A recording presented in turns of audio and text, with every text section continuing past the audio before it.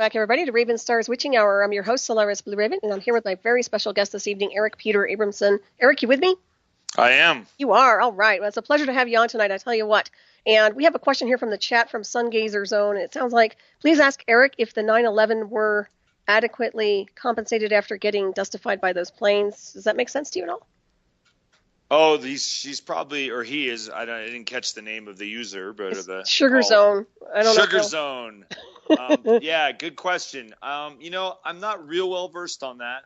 I do know several people that died of cancer as a result of their time on the pile, so to speak, doing the rescue and recovery operation. My gut feeling is probably not, because I know how insurance companies work.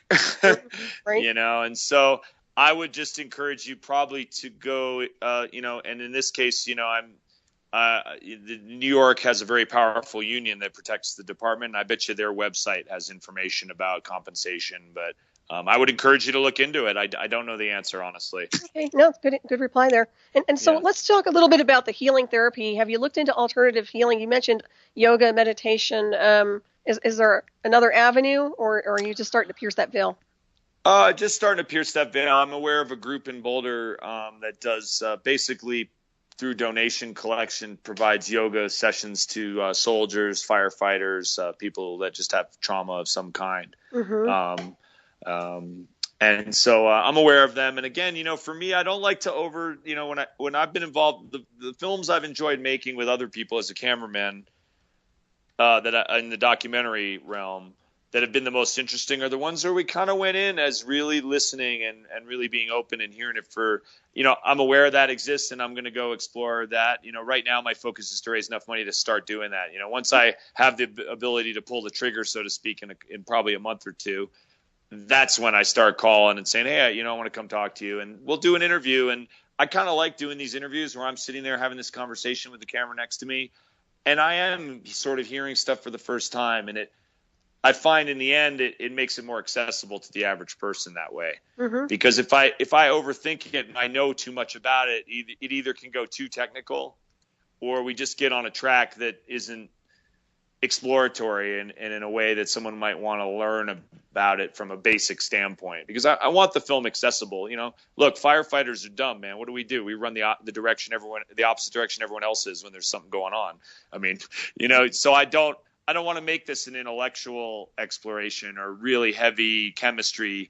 I want it to be something that people can identify or relate to also, right. Even as honest and horrific as some of it might be a little bit. Exactly. I want people to be able to jump in, and it's not a technical training video. It's not you know what I mean? It is sort of this exploration. So yeah, there's some other people, like various types of meditation have been used in along with traditional therapy for all kinds of trauma. Right. And so that's a known entity. And again, I haven't encountered the firefighter yet who is going to be the one. Again, partly like with the filmmaking process, this initial sort of fundraising phase we're in right now is the one where it ends with me having a 3 or 4 minute video. And for me to reach out to, say, the New York Fire Department's psychological division or whatever they call themselves, I think it's Firefighter Benefit and Health or something. Mm-hmm. I want to reach out to that department when we have the video so they can look at that as a group in a couple minutes. They can share it amongst themselves, like, oh, this guy's for real, and then go initiate the call. I'm not one who likes to call and then disappear for 8 months and whatever happened to that guy. Right.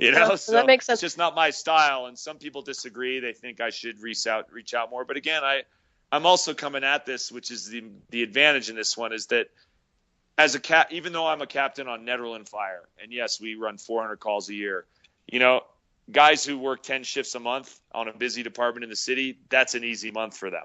Mm-hmm. So even though the volume is much different, I have things that I do differently than they do. For example, I have patience much longer than a city firefighter would ever have. Mm-hmm. So we do other tasks besides being in the pavement. We are in the mountains. And so, but the bottom line is that I'm a captain. And so I have rank in a department, which is pretty high. And so when I come in and say, oh, I'm a captain on the fire department, that means something to them. Mm-hmm. And so I instantly have this thing. I don't have to break the barrier more than once or twice, And so it's my style, and I'm doing it that way, and hopefully it all works out. Yeah, well, I'm surely it will. And also, if people want to donate, how can they do this? Why don't we give them some information on Well, this? right now we're sort of in this early thing, and everyone's like, "Oh, when are you going to do, Indiegogo?" For documentary, we're going to sort of wait on that. I want to be mostly done with my shooting when we go to the Indiegogo community, and that's partly because mainly my community for that is fire departments themselves. Mm-hmm. A shift at a small, just take one of our Lafayette Fire. They're a paid department. They probably have 6 guys in the house sleeping right now, or hopefully they're listening to the radio. I don't know if they are, but if those 6 guys pooled a little bit of money, they could send me $50, and I want to. That's a community I want to hit with that. Again, needing that video. So right now we have 2 ways of doing it.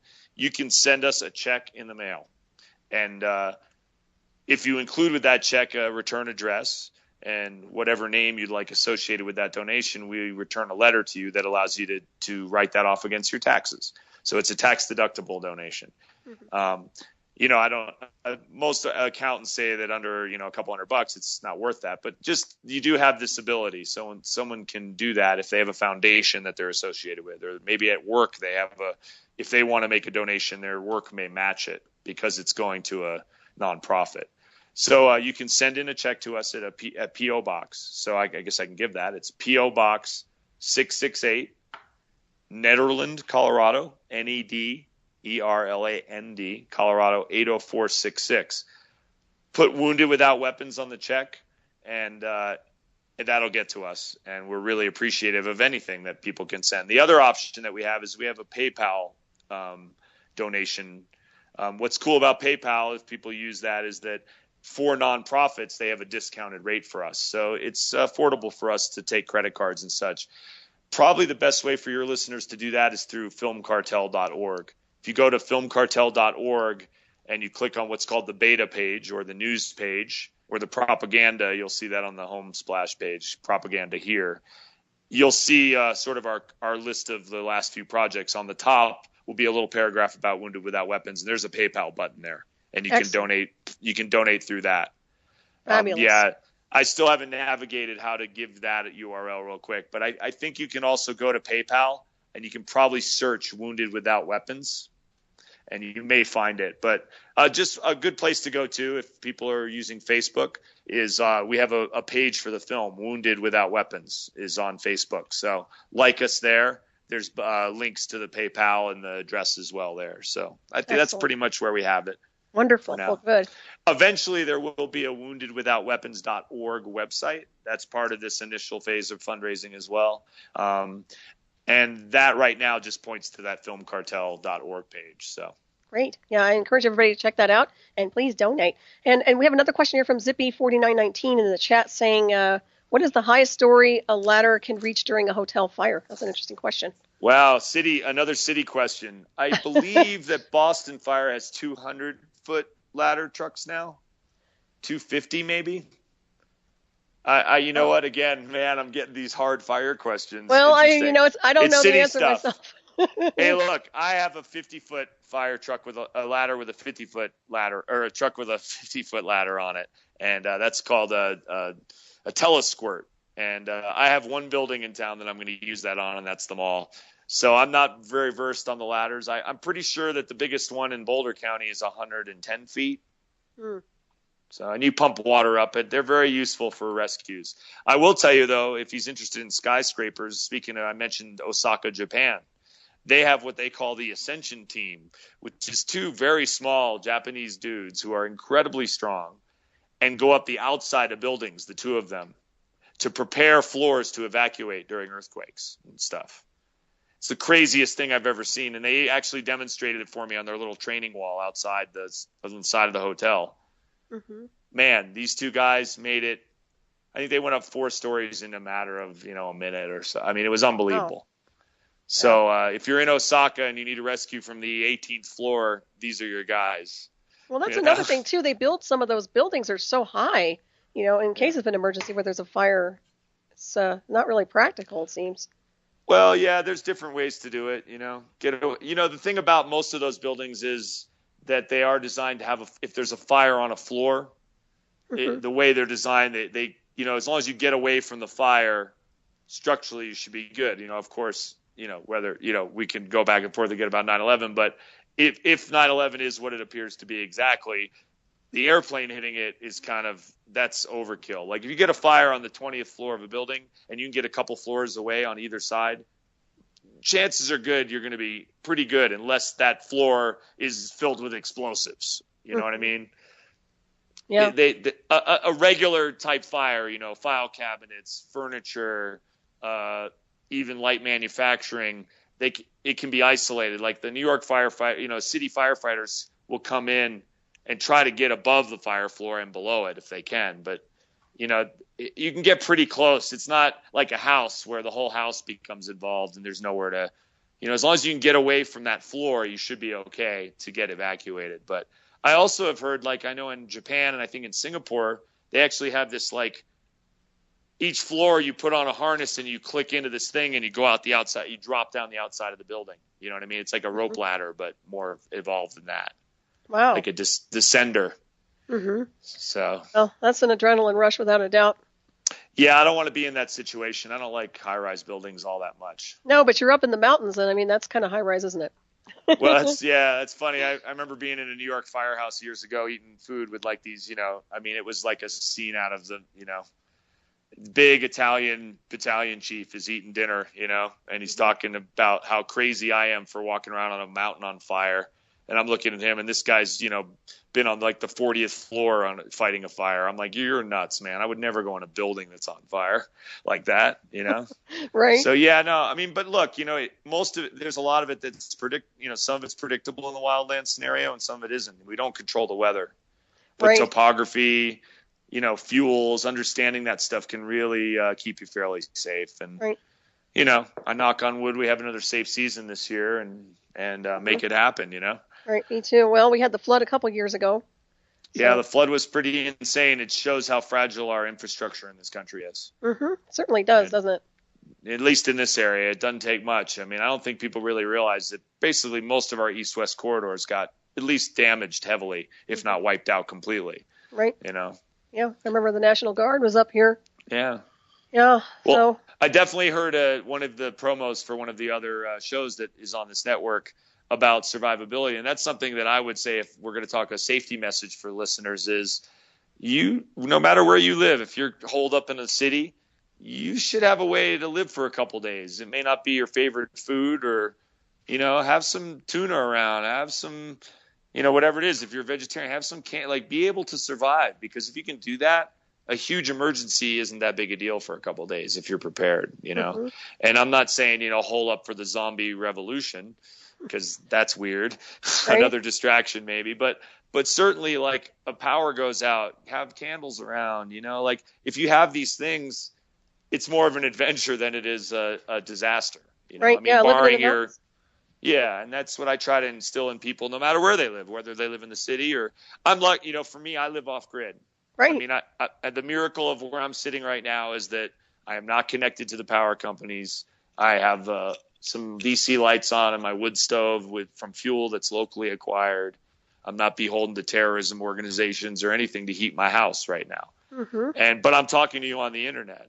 It's beautiful. But I'm also prepared I could hole up in this house for a week or two if I had to.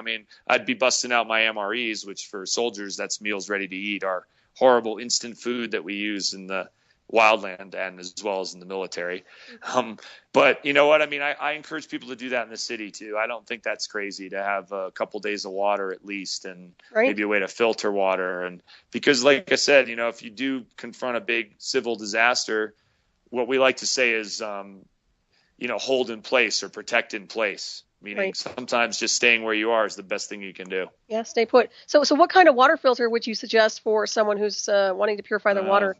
I think it's just how much money you want to spend and, what's going to do the job, Mm-hmm. Anything practical come to mind for people?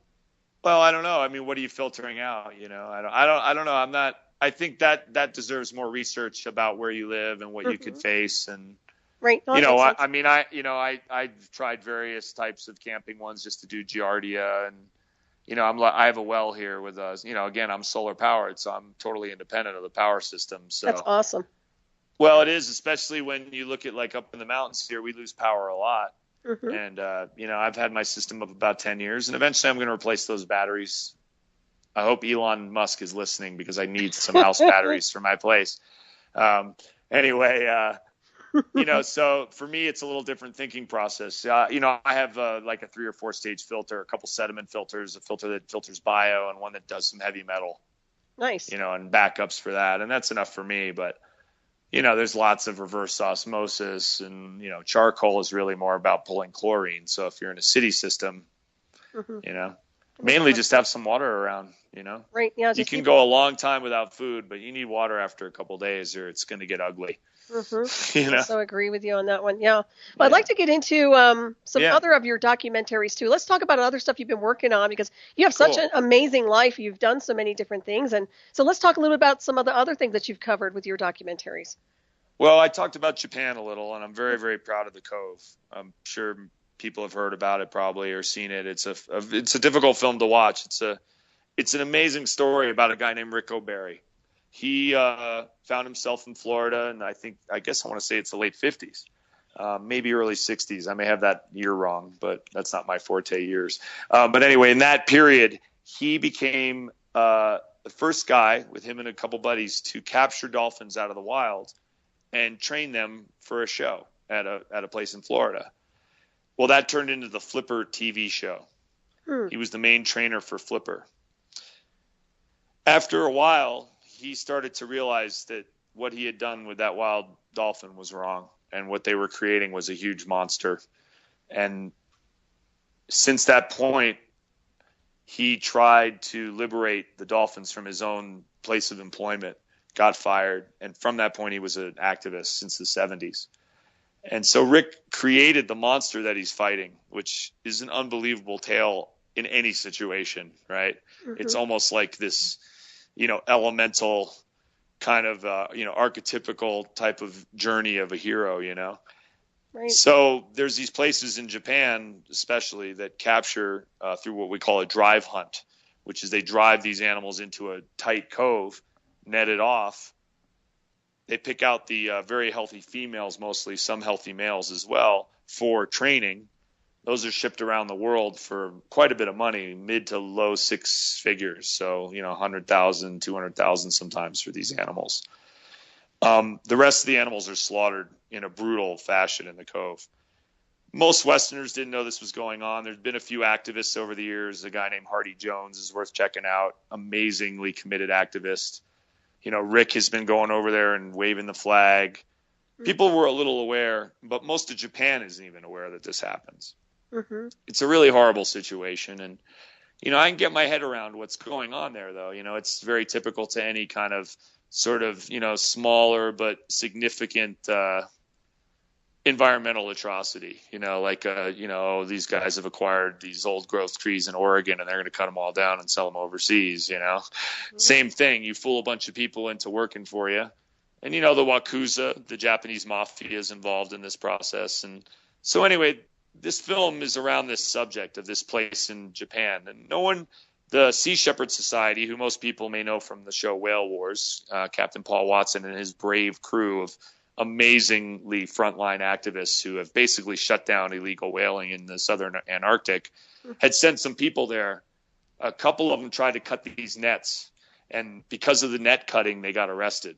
Oh. They were eventually freed by the embassy and got out of there. But that was really about it. No one had really gone in there. The Japanese people don't really... This is a national park for the season when they're not doing the dolphin hunt, which is basically over our winter, their winter too.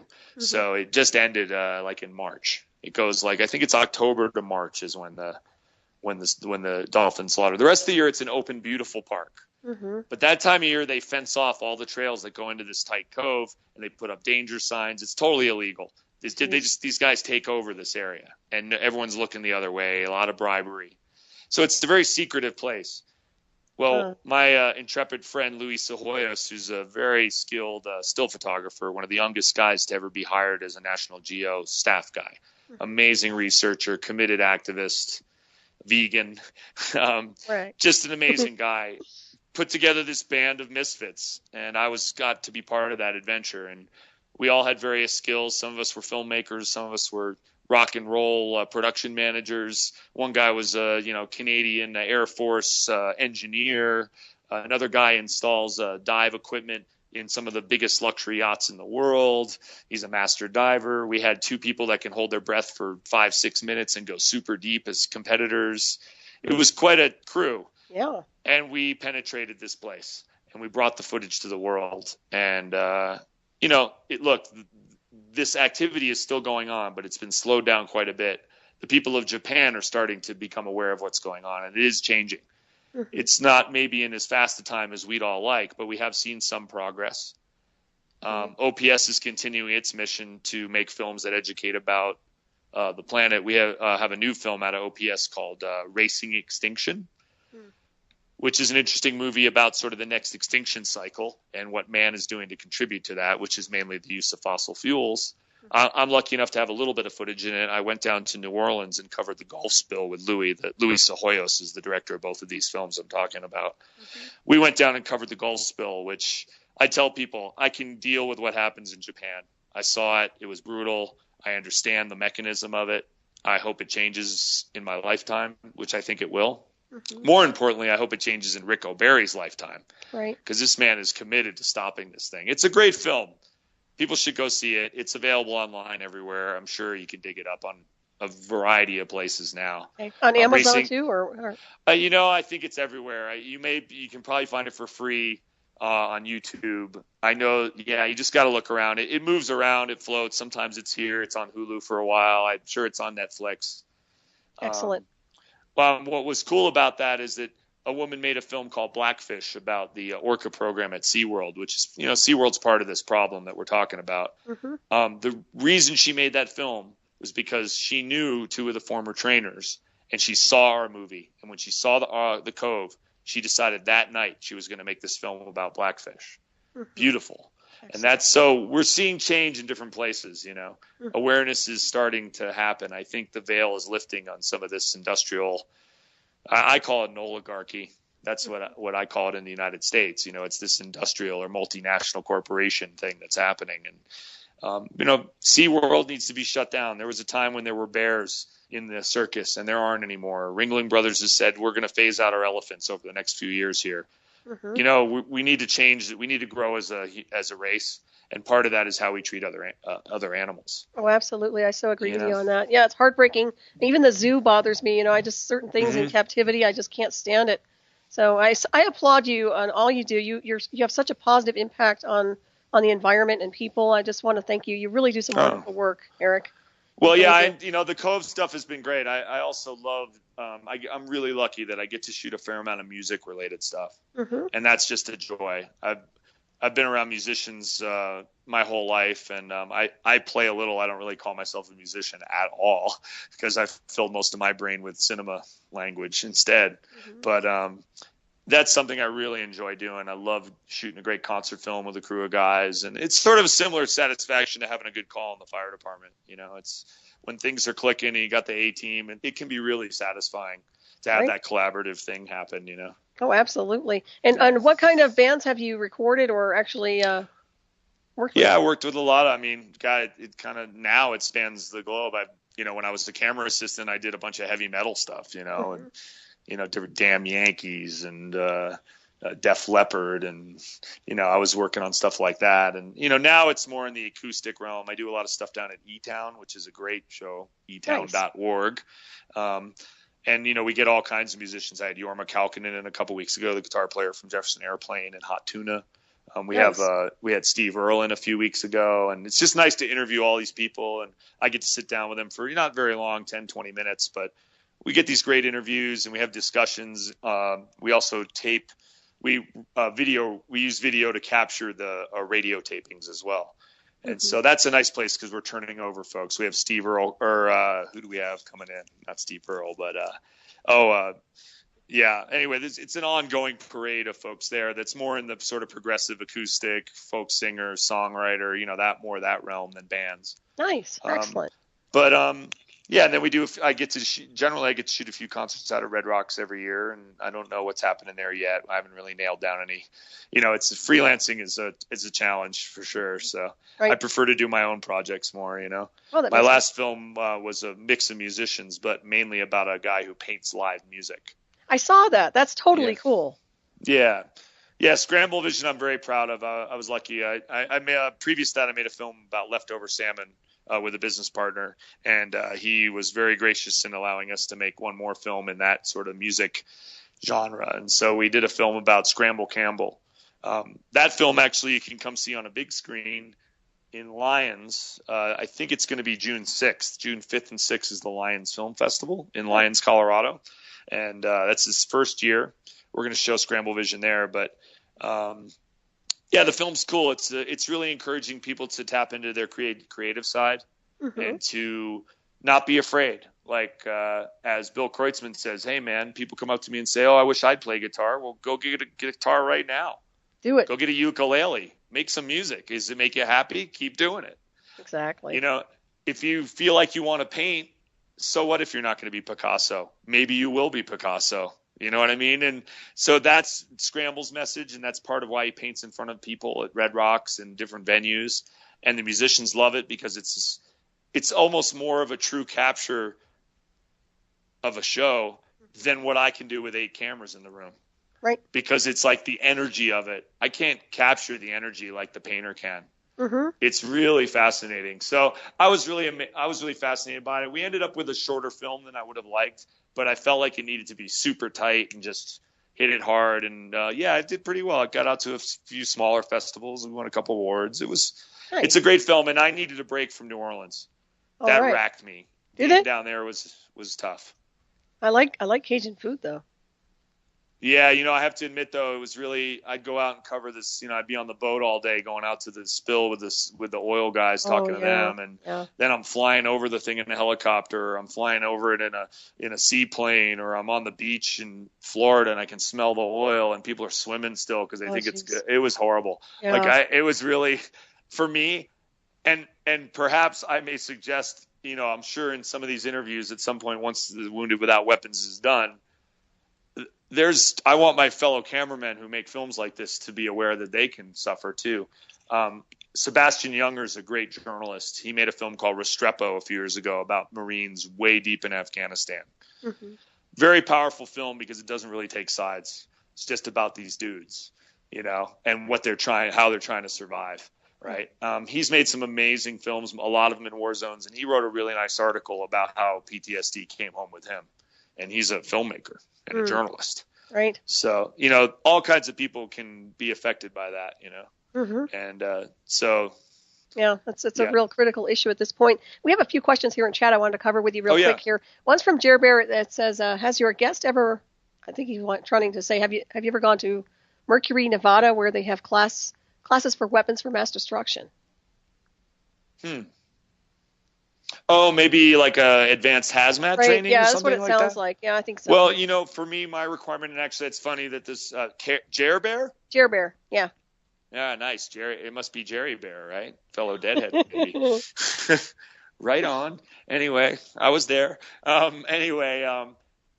us in the state of Colorado, our operational requirement is what we call hazmat operations. Hazmat operations is mainly a defensive tactic with dealing with any kind of hazardous materials, whether that's a chemical, which is more common, or flammable material. We're all trained for radiological because, of course, the government's freaked out about terrorists and dirty bombs, and and it's valid because there will be some of that weird stuff happening, I'm sure, in the future. 9/11 was a tragedy, and I've been in many countries where bombs go off and people get killed. Like, America finally got something on its own turf. I don't want to disrespect anyone that died in that, but that's just the fact. The terrorism came to our soil. It's happened again. Boston, we've had lots of domestic terrorism. So we're fairly well versed in domestic targeting, and they teach us a lot of stuff. And that is what's interesting about kind of being a mountain firefighter, where I'm in the counterculture quite deeply with one foot, and my other foot is in this sort of like the government agency message. And it's definitely pretty intense. Even in this basic, this isn't a basic, operations level of hazmat's about think it's like a 60 hours of class and maybe another 20 hours of hands-on. It's pretty intense, but I haven't been to this place where there's weapons of mass destruction, or I'm not really interested in that. I don't like Class A suits, which are these big rubber suits you see in the movies with no thank you. Mm-hmm. Yeah. I heard a really funny thing. We used to say about hazmat, the best way to assess a hazmat situation is to hold your thumb fully extended on your arm. And if your thumb covers the event, you're far enough away, right? Meaning get the hell back, right? Right. Well, I heard something in class the other day that now there's a new system. It's sort of, multifunctional. It has different apps. It's called a powdered donut. You hold the powdered donut up, and if you can see the event in the hole, you're far enough away. Now the next thing you do is you look where the powder is landing. Is it landing on you? Guess what? The wind's coming at you. You might want to get out of there.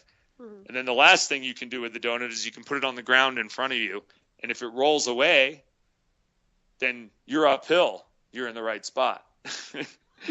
So you can use a powdered donut to assess the threat, Oh, that's pretty so no, I haven't been there, but it's good for me to know what's going on. We have a major natural gas pipeline that runs through our district, and right. I'm worried, I don't sit up worrying about it at night, but I have to kind of know what to do if something goes haywire up there. Yeah, I don't like that. Well, statistically, people have to remember though that the majority of terrorists are homegrown. And they have been for 200 years. Our country was started with acts of terrorism, to get it going. So, I think it's, as long as people are rational about their threat and they're aware. I tell people, be survivable at home and kind of be aware of what's going on around you. Yeah, situation awareness is huge. Yeah, good. Situation awareness. That's the term we use on the fire service. And I think it's just good for people to be paying attention. And when people are zoning out, whether they're trying to text and drive, bad things are going to happen. When you're zoning out in a public place, be aware a little. I'm not, don't be scared. I have friends that live in Israel. They're Israelis, and you think that they'd be just petrified all the time. And they learn to, know when to not be in the right. It's like anything. People are like, oh, you've been to Pakistan, man. What was that like? Well, it was really cool. And I understood a lot about their culture after I left. Right. Did I feel scared for my safety?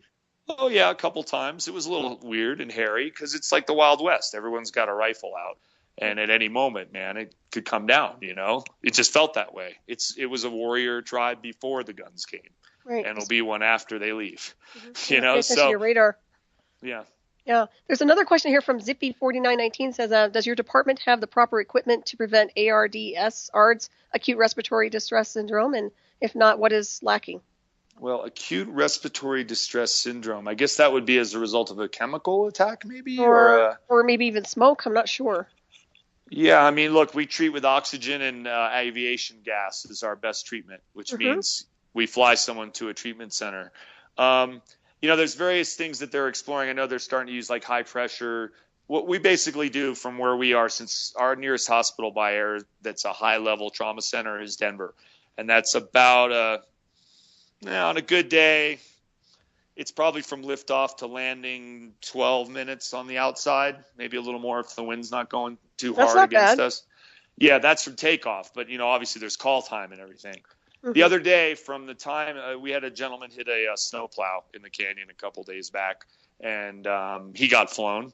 And from the moment that the plow driver called it in to when he landed at the helibase at the hospital was 55 minutes. That's pretty quick for us. Anyway, so we always joke, you treat with oxygen and avgas. But, we have various treatments that, a lot of oxygen is something you use when someone's having respiratory issues. We have we are what we call ALS up here in Netherlands, so we're advanced life support, so we can push some drugs. We can, and you got to get a paramedic. For me, I drive and do logistics for those guys. I was and still am. I was an EMT for a long time. I have to recert right now, but so I've been on the base level. This is advanced life support. So yeah, we have different types of drugs we can apply depending on the reaction. But getting them to a higher level of care is my main priority and job. That's what we do up here. Excellent. We assess and transport. Right. What about animals? You treat them the same way you would a human? If they have smoke inhalation and things like that? Well, look, I'm not a veterinarian, so I don't really know the heart rate of a a Xiaoping or whatever, the latest fad in Chinese dogs, or I don't know what a lab's respiratory rate should be. I will tell you that we have had fires where pets were involved, and giving them some oxygen and getting them out of there is pretty good for them, but they end up going to the vet, Yeah, well, that's good Yeah. for checkup. At least they made it out. That's Yeah, more you concerning. can find some crazy YouTube videos of firefighters doing like blow-by oxygen on cats and stuff, and the cat comes around and seems okay. So, yeah, I mean, and I have guys on the department that have actually really risked their lives to get a dog untrapped. I love animals and I respect them. For me, I would have trouble risking myself for another firefighter for a dog that's in a very dangerous situation. But some of my guys are willing to do it. I'll back them up on that. Well, I definitely would rescue my dog, but that's me. Yeah. And I don't, I travel. I don't really own a dog. So if I had, when I grew up with lots of dogs, and I think I'd try to save my own dog, but mainly I'd try to keep my dog out of trouble. Yeah, there you go. Yeah. There's another question here from Sun. I want to say Sugar, excuse me, but it's Sun Gazer Zone. It says, ask him about Boston bombing. Any opinions? Do you have any opinions that really? Man, that's a horrible domestic. Look, the real issue, if you really want to fight terrorism, isn't with drones. It's by winning people's hearts and minds. And if people, especially maybe perhaps unstable people, angry people, frustrated people, we have to address that and not, it's a horrible thing. I think what happened is what happened again. I mean, you can see the video. These kids built some horrible, horrible public devices that were intended to do one thing and one thing only, and they succeeded. That's, textbook terrorism, and I have mixed feelings about capital punishment. I know the decision came down the other day that he's going to get the death penalty. For me, my opinion about that has always been, if you're willing to take other people's lives, your life probably doesn't mean much. And so do you just take that person's life? Then they're liberated in a way. Like, I guess if you believe in heaven and hell, then that's maybe an easier construct. For me, capital punishment doesn't seem right. But then there's a small part of me that thinks about it in a more feudal way than how we respect prisoners, and that is there should be an island for horrible people like that, somewhere where they fend for themselves. That's a personal opinion.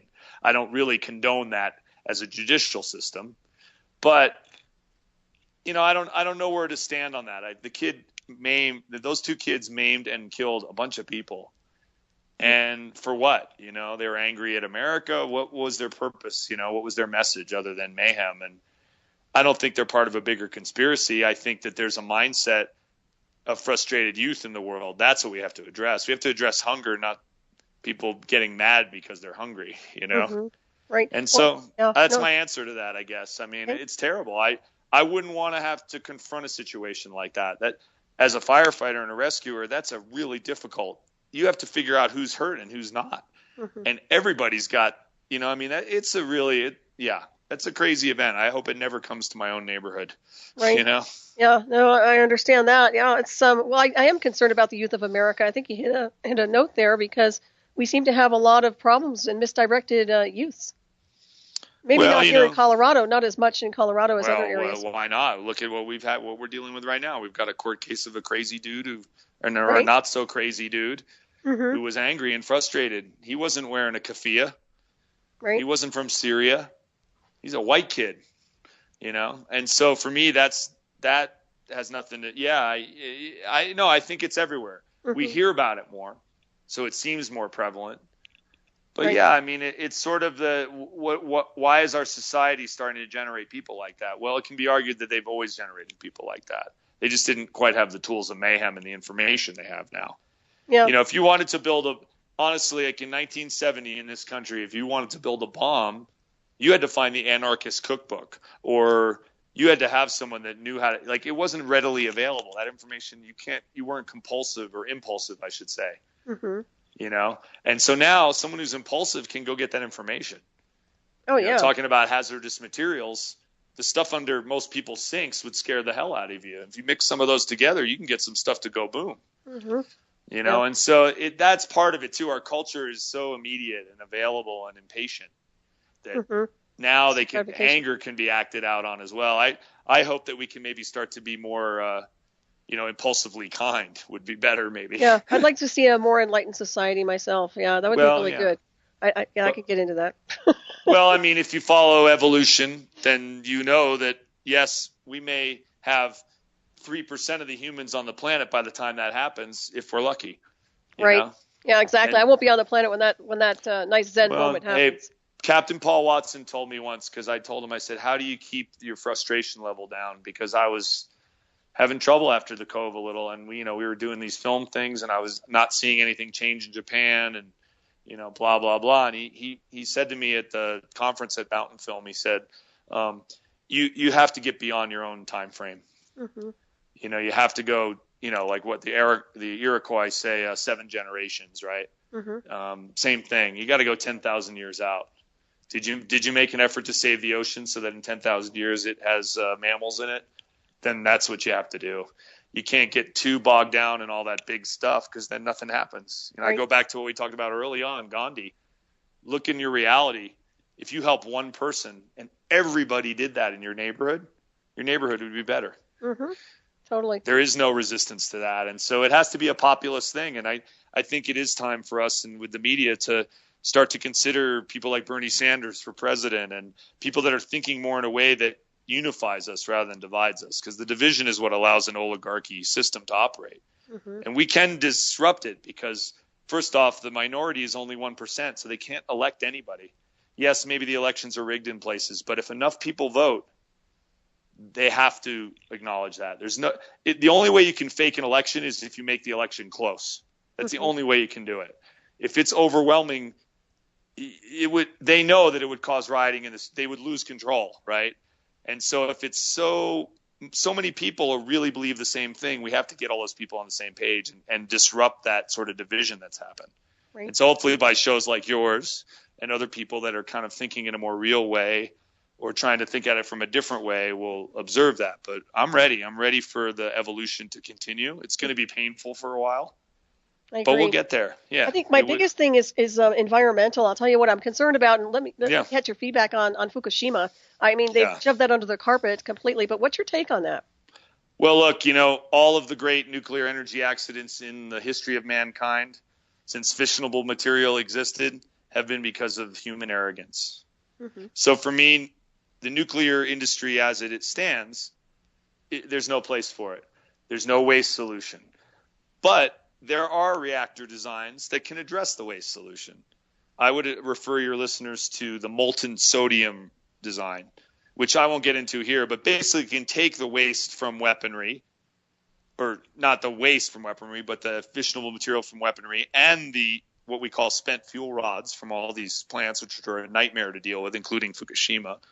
And they can use that energy for a long time, reducing their toxicity and their radioactivity. So there are design options out there to solve the current waste situation that we have and still generate energy. I live off grid. This is my 10th year of doing it here. I used to live in a hut in New Hampshire for a while that, most of our electricity came from, we didn't use a lot of electricity. We did use a fair amount of gas there, but I've been interested in unplugging from the grid for a long time. People like Elon Musk, man, he's one of my heroes. I hope he's listening. Because look, the guy, yes, he's an industrialist, but you know what? He decided to open a factory in Nevada. He's going to create real jobs in a sustainable thing that's going to build batteries that transforms transportation, and now is going to start transforming home power. Mm-hmm. If someone could buy all their power at the lowest time of use, store it, and then use it during the peak, that transforms the way we use power in this country. Just that act alone. Right. So there's a lot of opportunity out there, and there's a lot of positive that can come out of all this. And so I see a lot of that. So going back to Fukushima is a General Electric design plant. It was run by arrogant people. I mean, come on. You only have one source of power for a plant that requires power to keep it safe. Mm-hmm. Are you blanking kidding me? Right. It's so arrogant. Look, in Chernobyl, they just didn't have any safety backups. So that just went because of arrogance of design. 3 Mile Island, someone screwed up and they didn't get to what they needed to quick enough, and there was a release. I will say, though, that from a real, and my uncle covered this as a journalist, but I've also talked to a lot of people and studied this industry a fair amount. I'm interested in nuclear energy for sure. Mm-hmm.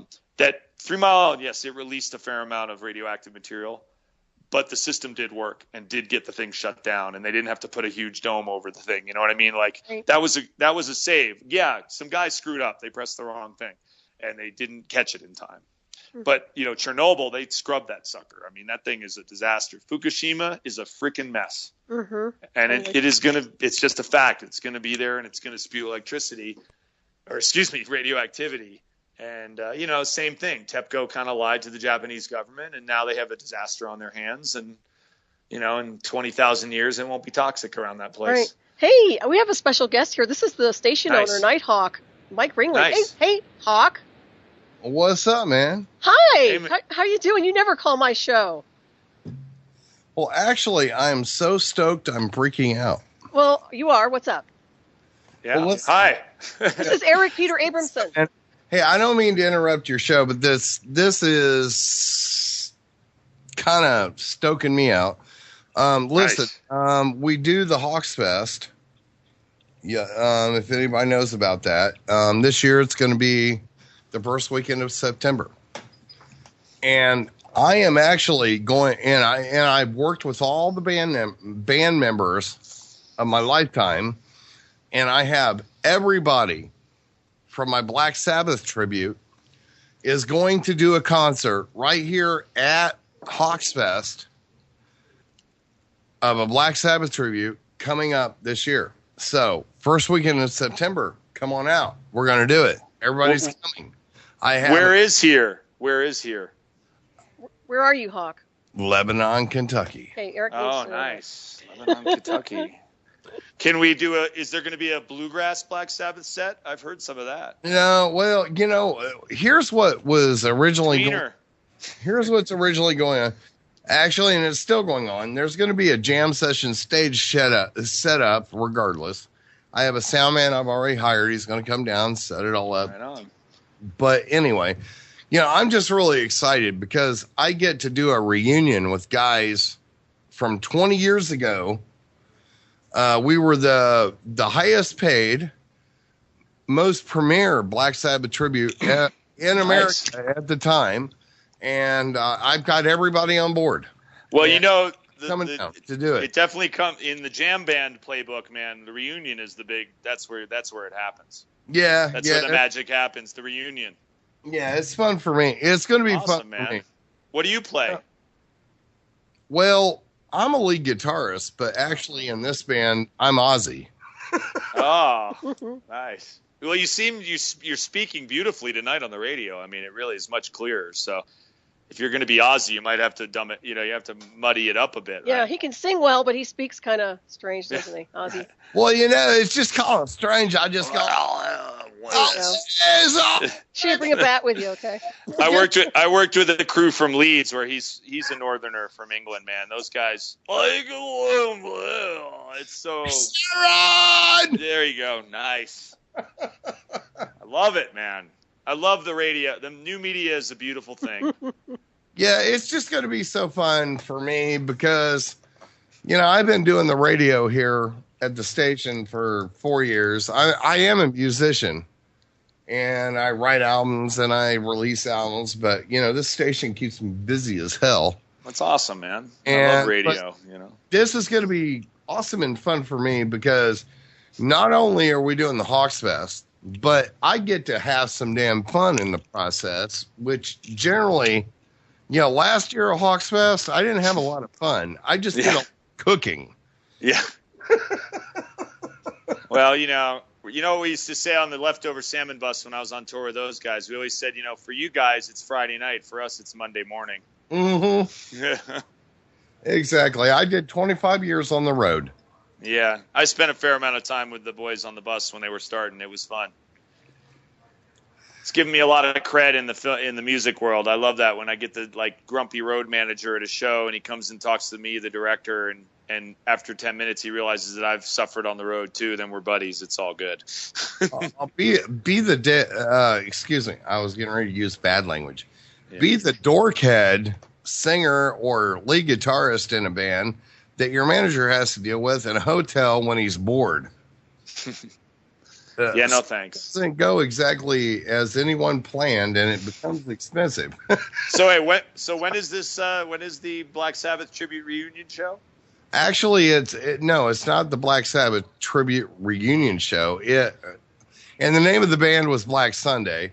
Black Sunday. When is the Black Sunday reunion show? But festival? it is actually called Hawks Fest. Hawks Fest. Okay. Yes, it's September. It's the stations. The station. Anybody that wants to come into my farm and camp and have some fun and listen to some music and eat some food and whatever, because I'm going to be doing a lot of cooking. This is the first weekend in September. Nice. This is just an added thing that just happened.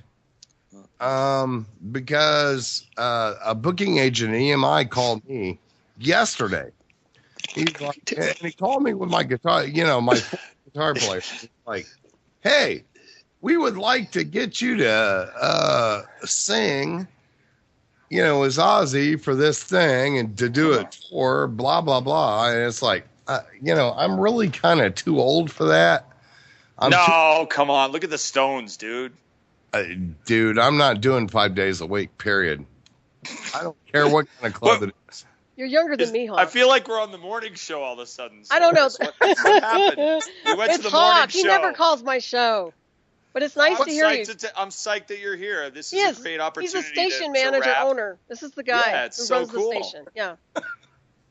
I think it's phenomenal that you've created a station that is reaching people everywhere, man. This is what we need to do now because the mainstream media is just not really delivering for us.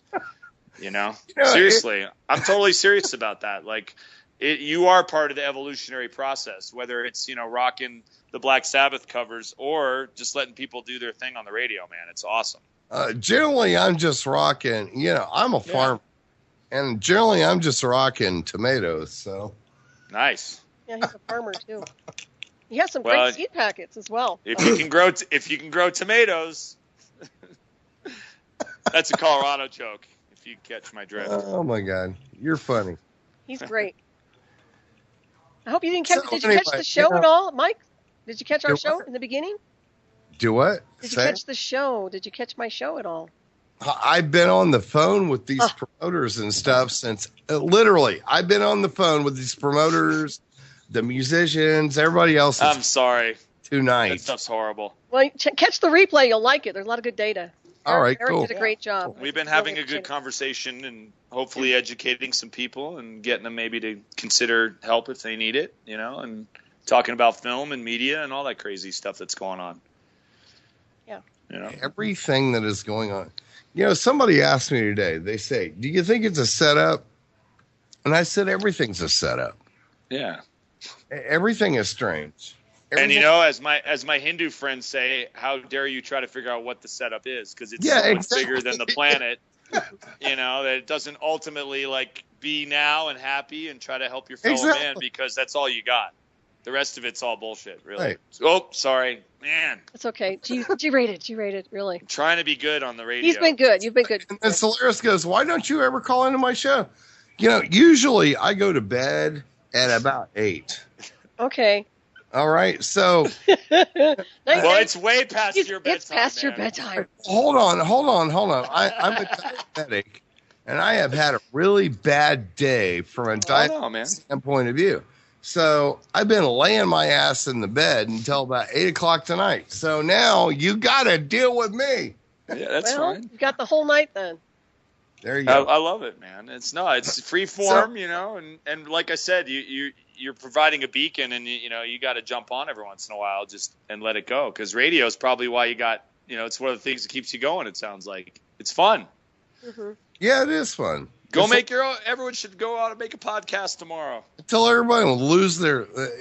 It's fun until everybody loses their freaking minds, which happens often. Yeah. But anyway, all right, I'm going to get off here. Hey man, it was a pleasure. Go see Hawkfest if you're in the greater Kentucky area and you love Black Sabbath. Sounds like this is what you need to be doing. Come from the world. Nice. World citizen.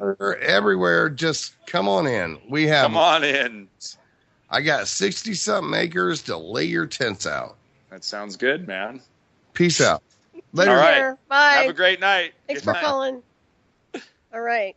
Cool. Yeah, that was the Nighthawk. Station owner, yes. manager. So that is the Nighthawk. That is the Nighthawk, and that's hopefully rare. Hopefully we got some people showing up at his festival, man. Oh, absolutely. Yeah. Well, You if know, you're I'm out all that way, for head that. over too. Yeah, definitely. Well, Eric, we're almost out of time here. Can you believe it? I know. But it's been an honor and a pleasure to have you on tonight. I really, really appreciated you, and I hope to have you back again sometime. Yeah, sure. Let's follow up when the film's a little farther along, and I'll have some more stories to tell you to relate to. Maybe some sound bites we can play or something. You know? Excellent. Well, also let everybody know how to get in touch with you if they want to shoot you an email or if they want to contact you with information. Yeah, the best way to find me is through www.filmcartel.org. You can fill out a little puzzle and get an email address. You can call my Google Voice there. I'd probably prefer email. That's always really the best thing for me because a lot of times I can't answer the phone or I don't really want to right at the moment. It's just easier if you have something you want to reach out, just pop me an email. I'm on Facebook. I don't really accept friends I don't know, but Wounded Without Weapons is open. Mm-hmm. We also talked about Scramble Vision. That's also got a Facebook page. But if you start at filmcartel.org, you can find out about my stuff and get you pointed in a couple directions there. See some videos. Excellent. Do that thing on the internet. Awesome. Well, Eric, it's been a pleasure, and I just want to thank everybody for tuning in tonight, and special thank you to Hawk for calling in. And please stay tuned for Shiny. Yeah, that was great. And please stay tuned for Shiny Side Out with David Dunder and Mickey, of course, coming up next to sail you on into the night from down under. They always have an excellent show. Any final words? We've got about maybe a minute or two left here, Eric. Anything you want to leave the listeners with tonight? Oh, hello? Yeah, can you hear me? I can, barely. You know, it's funny how now it's been working perfect. Wow. Well, we're just about out of time, but did you want to leave the listeners with anything real quick? Hey, you know, just I think that the takeaway is to be aware, don't be afraid, change the things around you that you can, you know, even if it's small. And, you know, I really, again, just for a self-interest of getting this film going, if you know a firefighter or you've been one, or you just want to help us and you're in a position to do that financially, that's great. Go to filmcartel.org. If you just want to tell 5 people about it, or you see the firefighters at the supermarket next week and you tell them about it, that counts as well for me. So excellent. Well, thank you so much. That's about it. Great. Yeah, thank you. Thank you. You take care. Yeah, be well, everyone. We'll see you soon or talk to you soon. Right. Bye. Bye-bye. Bye, everyone.